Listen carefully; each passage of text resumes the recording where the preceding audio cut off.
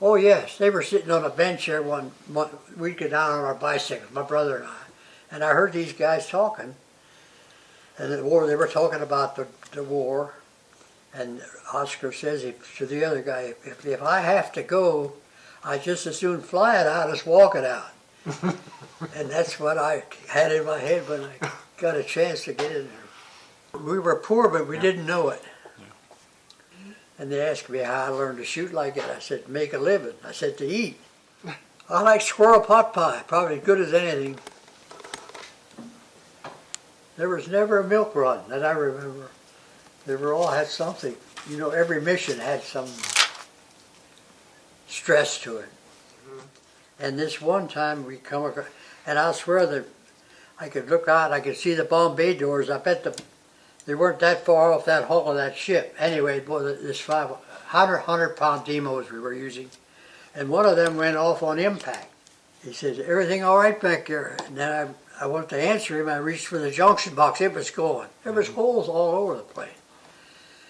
And I just went like this so he could see me over the bomb bay, and that I was okay. But what I didn't know until years later, that the pilot died right there in the tarmac. A piece of that shrapnel came through the back seat, took out his right kidney, and he couldn't save it.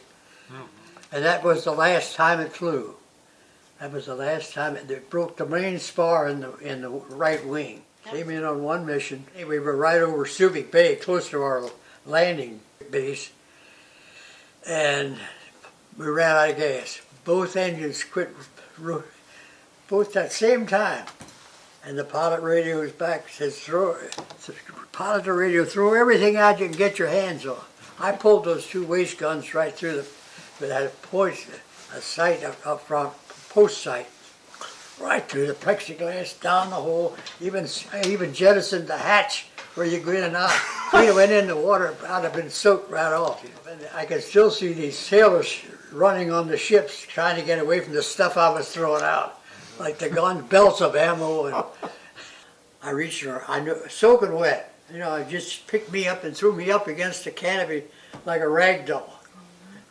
And I had my flak helmet on, it cut me under the nose here, and I'm reaching around for the red handle to get out. And I suddenly realized, hell, we're still flying, you know.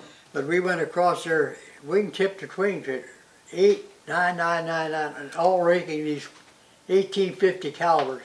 It looked like it was raining bullets. We were right down on the deck, just so that I remember they had a lot of revetments where they had ACAC guns in, and I was picking them off in these revetments. You know, they couldn't get away from us. We're right above them. We're down right on the ground almost. We never do any bombing over 100 feet. We were always less than that. In the shipping missions, we would fly just to the props which cleared the tops of the waves. You skip the bomb into the ship and away. We started gaining altitude. We got up to about, I think that's 3,000 or 4,000 feet, no more than that. We got jumped by two fighters. They came in on us in the right. And I fired a couple bursts on them, but we would drop right down again, just to the water level. They couldn't dive in on us.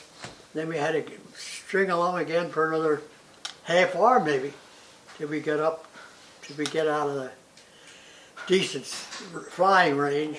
Stummy, wake up! Says, you can go home. You got 103 points. You needed 100 points to go home, and I wound up with 103 points. I woke up then. Yep, I woke up then.